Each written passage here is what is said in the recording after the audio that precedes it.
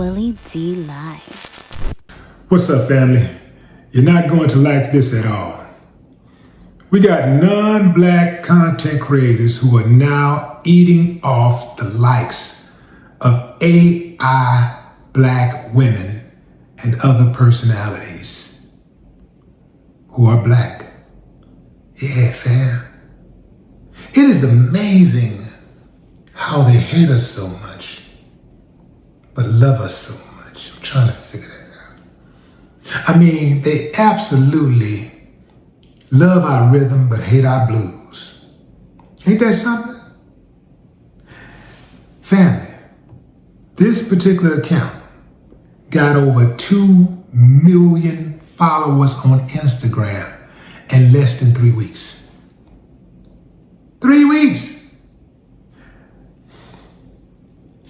Wouldn't it be like perhaps easier to just, I don't know, collab with a black woman or collab with a black personality? Like, they've gotten to a point to whereas, you know what? We found a way to use y'all without needing to use y'all. We're just gonna use your likeness and your image, and we're gonna create a black person. So now we ain't gotta worry about y'all complaining about nothing, man. We can just create y'all out of nothing. Ooh, man, that's cold-blooded right there, fam. So whoever started that account, what they did is they used the black image to build it up. And then once they got their numbers and people caught on to what they were doing and people realized that, yo, this is actually a fake account. This is AI. They switched it up. It was a bait and switch, classic bait and switch.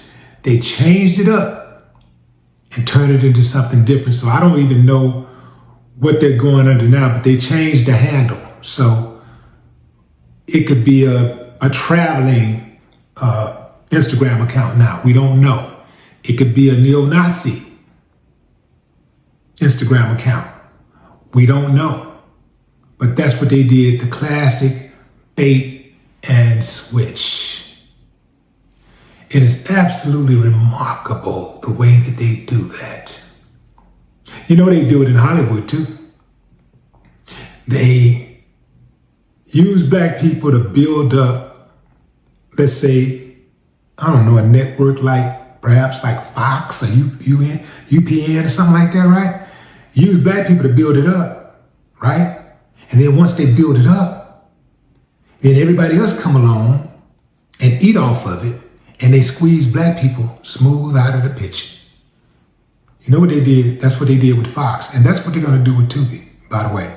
So all you people out there just loving that Tubi content, all that blackness, mark my words, your days are numbered. Yeah, they're gonna switch it all the way up, and it's gonna go from being predominantly black to being predominantly white. And it's gonna be hard for black content creators and black filmmakers and directors to get jobs with Tubi at all, to have any content go their way. It's gonna be hard to get in the door. But right now, Tubi was built off the backs of blacks. Make no mistake about it. What should have happened is somebody black should have saw that play early on and went and said, hey, yo, make me a partner. You know, they should have saw the play early on, because Tubi wouldn't have been able to blow up the way it did without black folks. See, here's the game. For a lot of people, something has to be refined first. It has to already be a hit. It has to be working. It has to be trending already for them to jump on board. But black people oftentimes can turn shit into sugar. We can see the potential in something and take it and blow it all the way up, or we can just create something from nothing and make it pop. But what happens too often is when we do that, we get left behind once it blows up. So we, black folks, need to start thinking a little stronger, thinking about ownership and being willing to walk away if we can't get that ownership. Being willing to walk away. And let's say you're a director or you're a filmmaker, right? You're a producer, whatever it is, right? Let's say you're in Hollywood, you're in the business, right? Maybe you're an investor. And you tell black folks, look, they don't want to do business with us over here at Tubi, so we're going to take the business over here. All you got to do is copy the model, take it right over here. Because typically when they start those models, they usually start bare bones. They don't put up a whole lot of money. Like Tubi didn't start with a lot of money. They started with the bare necessities. And then they blew up. They got stronger and stronger and stronger. Now, they've skyrocketed now. So it's, it takes big money to try to buy them out now, which is what Fox did. And Fox is going to run that same play they ran when they came into the market initially. Remember, some of you are old enough to remember Fox when it first came into the market. Majority black shows, black people supporting Fox. Fox got so smooth with it that they started Fox News and said, and had commentators and hosts on Fox News saying, F the black community. Once they realized they didn't need the black community anymore, the true colors started to show. Kind of like what Target is doing now. Now that they realize, man, we don't need y'all. We got the money now. We big now. We don't need you at all. They started taking a dump on the black community. And then what happened is the black community turned around and took a dump on Target. When Target dropped the DEI programs, it was black people's turn to take a dump on Target. And subsequently, their stocks plummeted. That's how that go.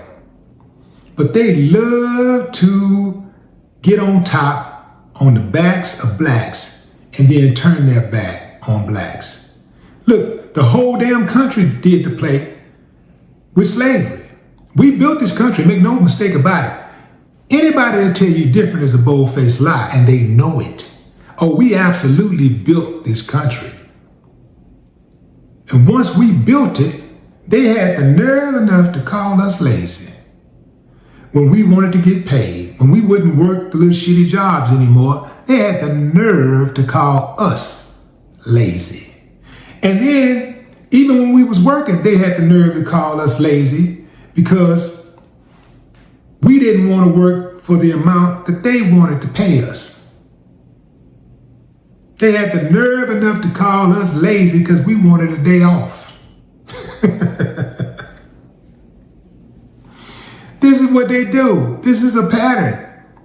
Look at these clubs. I bet you $1 to a donut, everybody that is within the sound of my voice will be able to relate to this.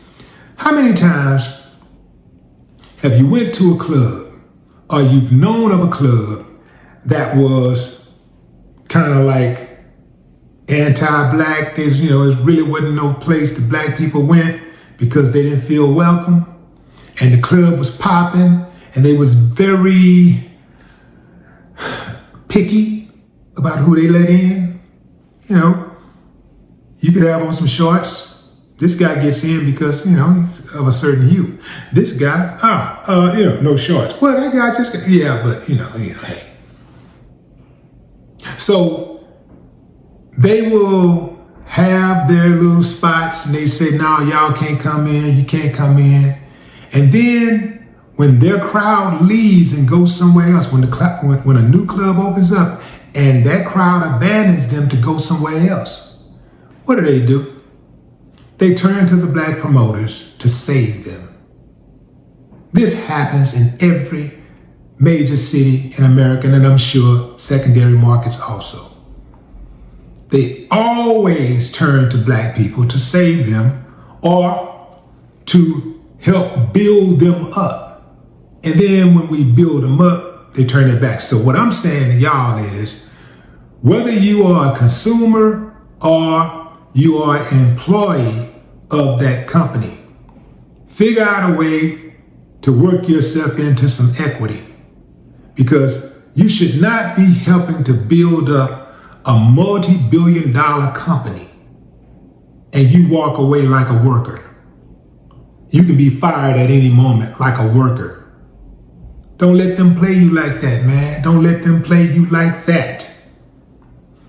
This is sick to me, because you can have people that are literally racist building accounts like this and making people think that these people are real and their behavior is real and is indicative of the Black experience.